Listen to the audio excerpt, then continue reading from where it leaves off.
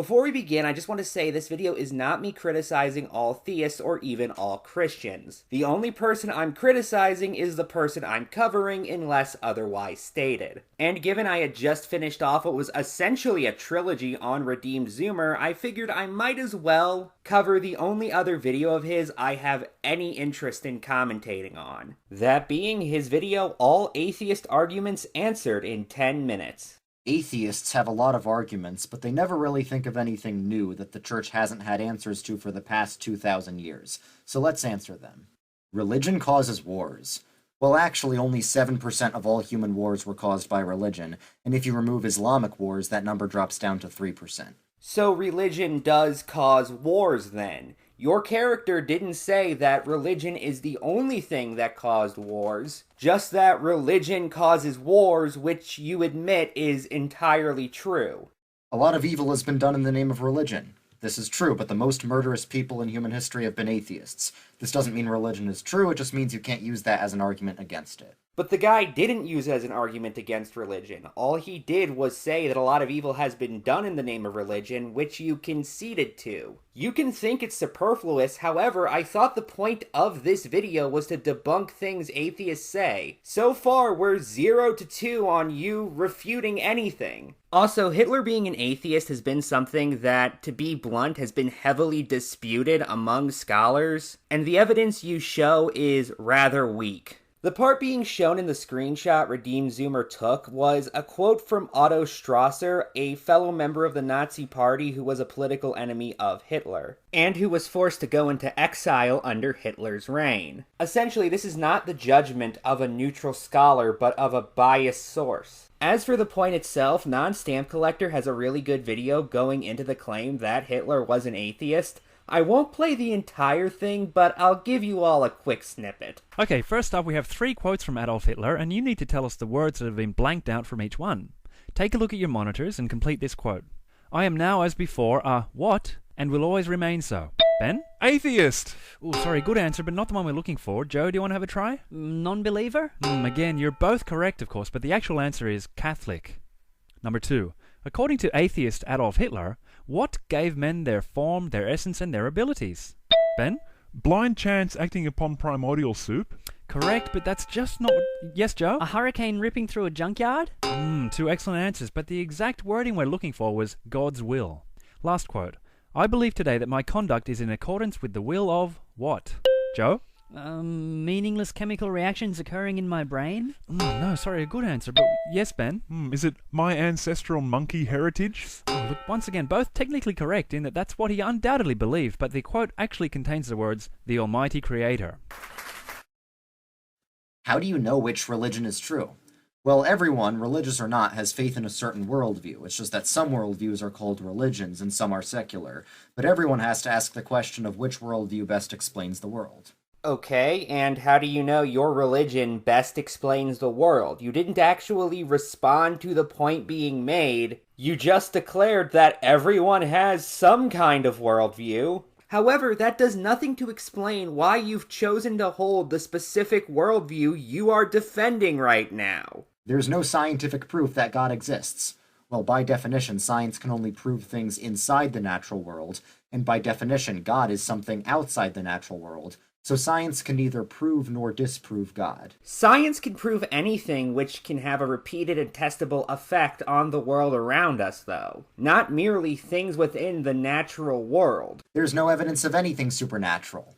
Well, that's just not accurate. There are medically documented cases of people with demonic possession speaking in languages they don't know, for example, and people with near-death experiences getting information they never had access to. If that's the case, wouldn't that mean that science would be able to study these kinds of issues and therefore come to the conclusion on if supernatural events are common? And with that, wouldn't they be able to deduce if God exists based on this information? I guess that's entirely dependent on what you meant by the natural world previously. Did you mean we just can't go beyond the realms of our universe? Well, in that case, sure. However, if we can find things that are considered supernatural, or at the very least figure out they have testable and repeatable effects on aspects of the natural world, then we could scientifically look for them. Although by that point they would likely no longer be considered part of the supernatural world, given they would be accepted facts about our day-to-day lives here on the natural world. What I'm saying is this argument is incredibly confusing and very self-contradictory. The Bible has contradictions. Okay, you think you found an apparent contradiction that the church hasn't known about for 2,000 years?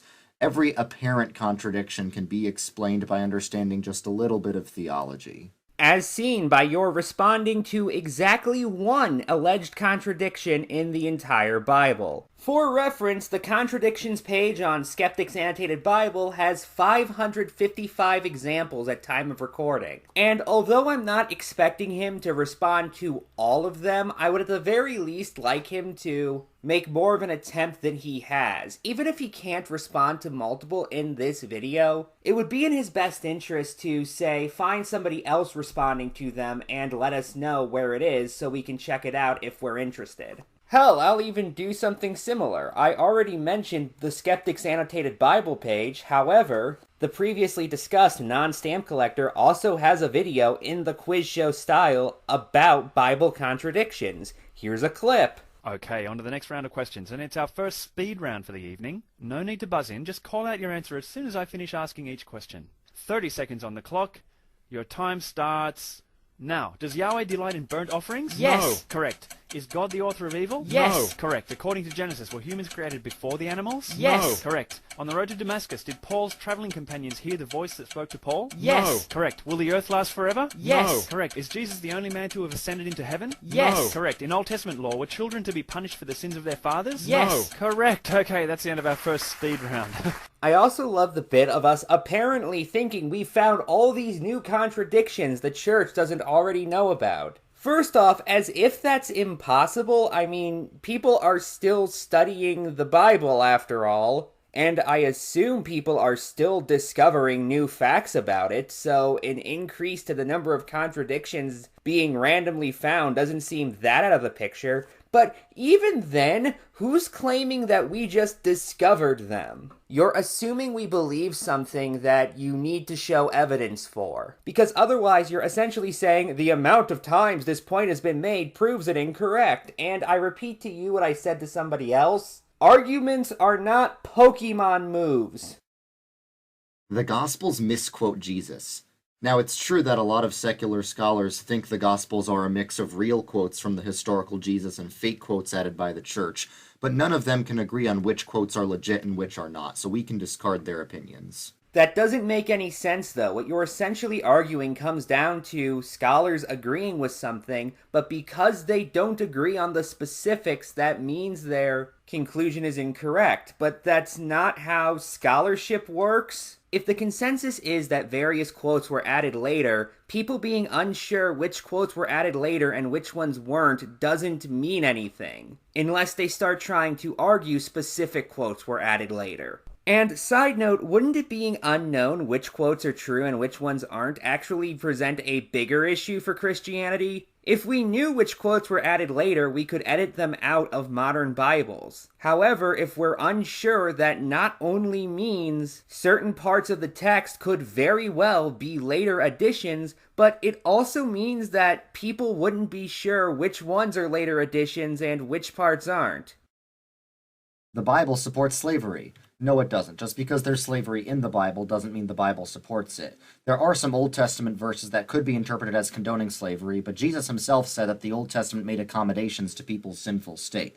And also, slave owners in the American South had slave Bibles for their slaves to read, but it omitted a lot of the real Bible, so if the Bible actually did support slavery, this wouldn't have been necessary. That Bible verse you showed was about divorce, not slavery, and you're randomly deciding it applies to slavery for no real reason other than that it fits your argument. As for the slave Bibles you mention, first off, they cut out far more of the Old Testament than they did the New Testament, taking about 90% of the Old Testament out, compared to only 50% of the New Testament, which is just weird given you said it was Old Testament verses specifically that could be interpreted as being pro-slavery. But those verses were edited out not because they were anti-slavery, but instead due to a fear they'd incite rebellion, or a desire for liberation, which aren't quite the same thing. Christianity supported slavery.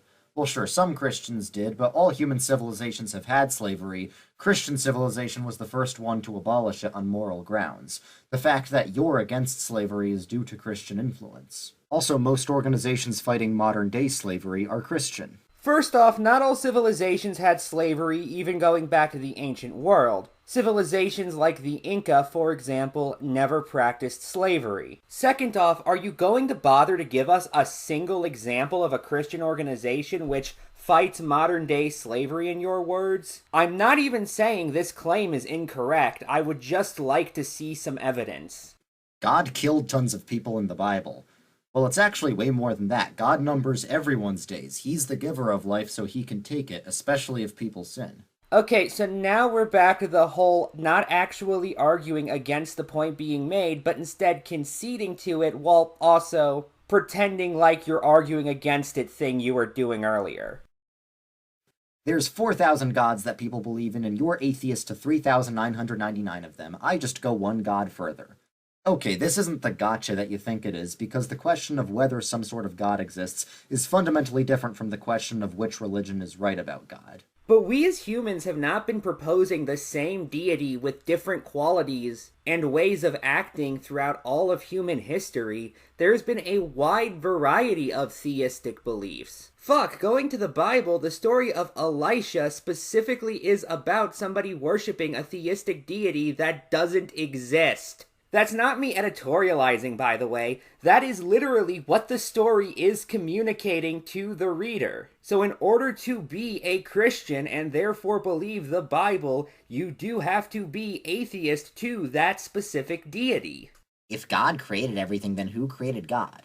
Well, God is defined as the uncaused causer. Everyone knows there needs to be a first cause at the beginning of the chain of all events in the universe, and it makes a lot more sense for that first cause to be a personal God who caused things for a reason, rather than some random impersonal force.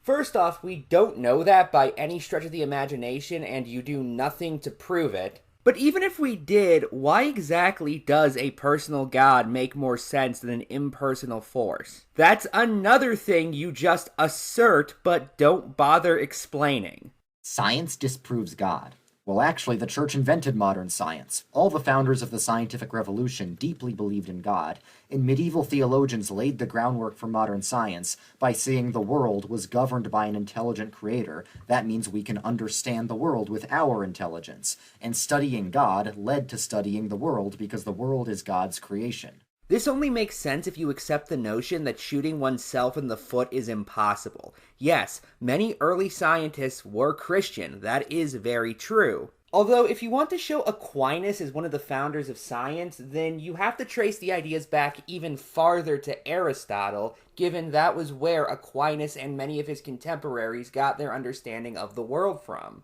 Being a great fan of Aristotle, Aquinas took a lot of Aristotle's philosophies and applied them to his own work. He thought Aristotle was a pretty awesome guy, even though he was being tortured in hell for not being Catholic. Back then, the philosophy, with a capital P as it was known, was a dogmatic, orthodox series of absolutes regarding the nature of reality, and even after 2,000 years it all began and ended with the thoughts of Aristotle. Philosophy, science, and theology were all basically the same thing, and they were all controlled by the Catholic Church. Philosophers could build upon Aristotle, but they could not contradict him, except on the rare occasion Aristotle was directly contradicted by the Bible, in which case it was decreed no big deal, Aristotle had simply made a mistake, it happens to the best of us. Who couldn't have been part of the church because he lived roughly 4 centuries before Jesus was even born. As for your list of scientists here, to give you all an idea of just how dated these examples are, the person seen here who lived most recently was Max Planck, and he died in 1947. Skip forward to 1998, a little more than half a century later, and you'll find that 93% of members of the National Academy of Sciences describe themselves as atheist or agnostic.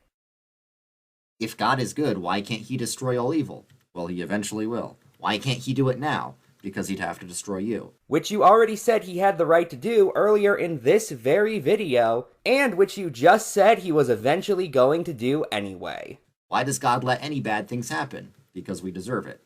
But again, he can't destroy evil right now because then he'd have to destroy you, person I'm having this hypothetical conversation with, which, by the way, you totally deserve. What?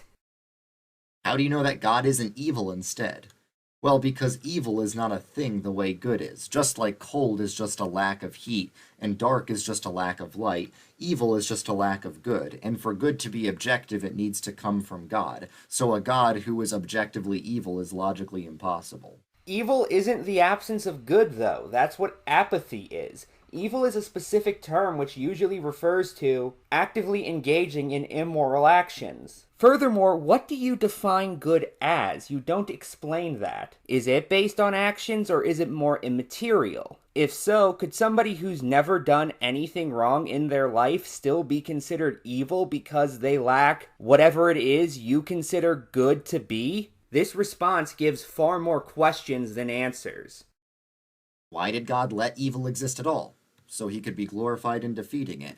Triumph over evil is a greater good than evil having just never existed. How exactly? Even if you completely compensate everyone who's ever experienced evil, that still doesn't mean they didn't have the evil action occur to them. That still doesn't mean they didn't previously have to deal with the results of an evil action occurring. Undoing harm doesn't mean that harm wasn't done. And specifically allowing harm to occur so you can be vindicated in defeating it doesn't make allowing it in the first place justified. Well, drug trips show that spiritual experiences are from the brain. Well, people who have had both drug trips and near-death experiences say that they're completely different categories of feeling. And to prove that, you show us exactly 0 examples of somebody who's undergone both saying such. Meaning you have no evidence for your claim whatsoever. The story of Jesus was copied from the story of Horus or some other ancient character. Okay, dude, that's a Reddit atheist-level myth. Even atheist scholars know that that's silly. It's so silly that, once again, you do nothing to disprove it, outside of saying some unnamed scholars who are atheists, meaning you disagree with them anyway, so why are they all of a sudden a reliable source, also agree with you. There's no evidence for Jesus outside the Bible. Well, that's not true. There's the ancient Jewish historian Josephus who wrote about Jesus, and he's one of the reasons why even secular scholars know Jesus historically existed. That's been proven to be a forgery multiple times over by now. Anyway, my final thoughts are essentially that this video was not very compelling. Good night and good luck.